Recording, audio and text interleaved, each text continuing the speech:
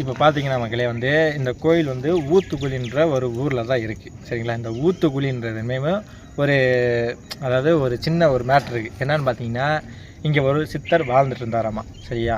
சித்தர் வாழ்ந்துட்டு இருந்தப்ப அந்த சித்தருக்கு சரியாக அதாவது இந்த சுற்றி பார்த்திங்கன்னா வெறும் காடு தான். இந்த காட்டுக்குள்ளே வந்து தவம் பண்ணிகிட்ருக்காரு ஒரு சித்தர் சரிங்களா. அந்த சித்தருக்கு திடீர்னு தண்ணி தாகம் வந்துருச்சு.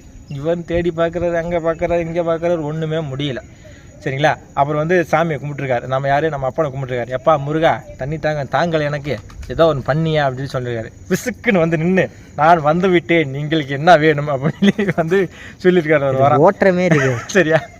விசுன்னு வந்தோடனே அவர் வந்து வாரியா எனக்கு ரொம்ப தண்ணி தாகமாக இருக்குது எதாவது பண்ணியா அப்படின்னு சொல்லியிருக்காரு. என்னடா பக்கத்து வீட்டுக்காரன மாதிரி பேசுகிறேன் அப்படின்னு சொல்லாதீங்க, ஃப்ளோவில் வருது நல்லா கேட்டுக்கோங்க சரிங்களா.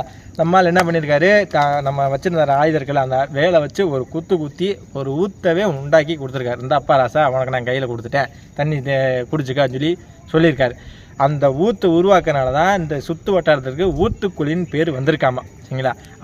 அதனால தான் இந்த இடத்துக்கு வந்து ஊத்துக்குழின்ற பேர் வந்திருக்கு. அந்த அவர் உண்டாக்கின ஊற்றும் இங்கே இருக்குது.